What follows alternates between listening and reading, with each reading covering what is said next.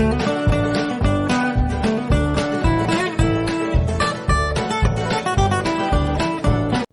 guys! Welcome to my YouTube channel! So for today's video, alam ko malapit na po ang board exam and also malapit na lumabas ng result ng recent board exam this last September. Ngayong December na siya lalabas. So advance congratulations sa lahat ng nag-take at alam kong papasok lahat. So for today's video, I am here kasi as a board passer. I'm sorry. As a board passer, alam ko naghihirap tayo mag-review. So, andito ako ngayon para lang naman mag-share kung paano tayo mag-review sa paparating na NET exam. So, hindi naman siya ganun kahirap mag-review. Ang mahirap lang doon is kung paano maging consistent at paano mo didisiplinahin yung sarili mo, kung paano mo aayusin yung schedule mo at paano ka makakapag-review na efficient. Yung kahit 1 hour lang yan, at least meron kang natutunan or meron kang maaalalang mga information na posibleng lumabas sa board exam. So, bago mahuli ang lahat, so magbibigay na ako ng first tip kung paano ka mag-review sa NET exam. So, number 1, know the coverage of the board exam. Siyempre, of course, kailangan alam mo kung ano yung mga posibleng lalabas sa board exam. Meron naman yung binibigay na table of specifications. Siyempre, alam nyo na yun. Yun, doon nakapaloob kung ano yung mga subjects na kailangan yung aralin. And mga topics, hindi naman lahat ng topics and subtopics naka-detailed, pero at least meron kang guide. Dapat makuha mo yun kasi hindi naman ganun kadali na mag-review ka tapos sa sobrang dami hindi naman pala naka-align doon sa posibleng lumabas sa board exam, so mahirap din yun. And then the next one is identify your learning style. So dapat alam mo kung paano ka natututo. Like for example, ang iba natututo sa panonood ng videos, ang iba naman by drills, at yung iba naman is yung pagbabasa. Sobrang hirap yung pagbabasa para sa mga taong hindi mahilig magbasa kasi nakakaantok siya literally.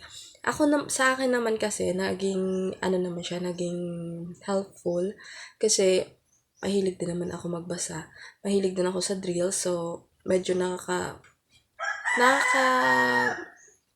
sarap sa pakiramdam kasi mas madali kang matututo at mas madami kang maaaral kapag kaya mo yung gawin, pero hindi naman pinapressure lahat. May kanya-kanya naman tayong intelligence, so mag-base ka doon kung saan ka magaling, like visuals or anything like that. And tip number 3, is know when your brain is active. So, dapat alam mo kung kailan natututo yung utak mo. Hindi naman kasi lahat ng oras active yung utak natin. Like, for example, yung iba 4 a.m., yung iba afternoon, yung iba naman morning sa umaga. So, ganyan. Dapat alam mo kung kailan ka active. At least doon, magagamit mo yung oras mo ng mas maayos at mas marami kang maaaral kasi nga active yung utak mo doon. At ang hirap naman kung mag-aral kang, like for example, hindi ka naman active mag-aral like 1 p.m. or inaantok ka like 1 p.m. So mahirap mag-review noon, matutulog ka lang din naman, sayang din naman. So yun I'm sorry, hindi ako ganun kagaling pang mag-explain. And then for tip number 4 is create a review guide. So, gumawa ka ng checklist or guide mo sa pagre-review. Like, for example, ito muna uunahin mong aaralin sa 1 week na to, so 1 month na to, dapat matapos mo to. Dapat meron kang outline nun kasi mahirap mag-review ng hindi nakabase sa schedule. Like, for example, mag-aaral ka ng math ngayon. Mamaya-maya, ang utak mo na naman, ibang subject na naman naiisip. So, mahirap din yun. At, kailangan mo talaga siyang sundin. Kailangan ng disiplina kasi mahirap talaga, legit.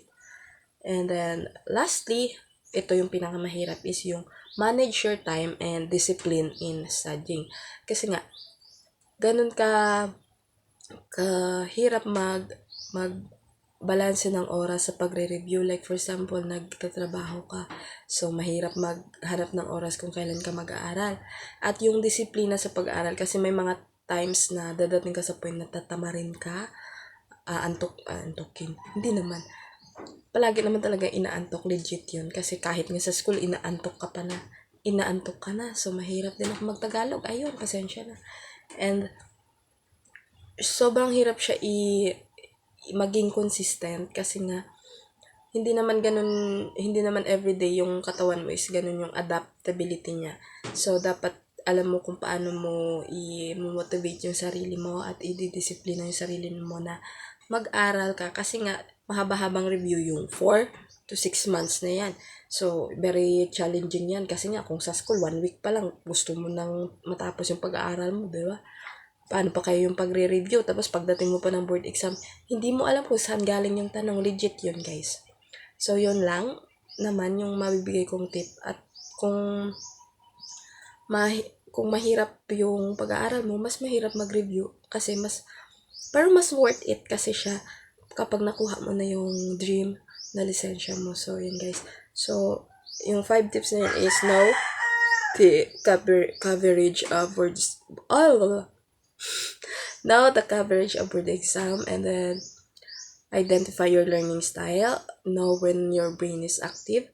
And next is create a review guide. And lastly is yung manage your time and discipline in studying. Kasi kung may disiplina ka, makukuha mo talaga yan at marami kang matututunan. So, yun lang ang maibibigay ko muna. So, this is my first vlog and I am a board passer noong March 2023. So, I hope makatulong to sa inyo and that's it.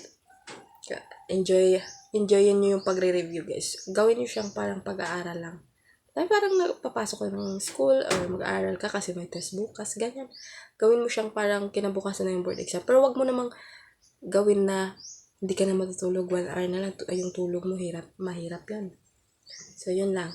That ends for today's video guys. So, I hope may matutunan kayo and kung may suggestions pa kayo, feel free to comment and pwede nyo naman akong PM. Ilalagay ko na lang yung Facebook account ko. And that's it. Bye guys. Thank you for watching.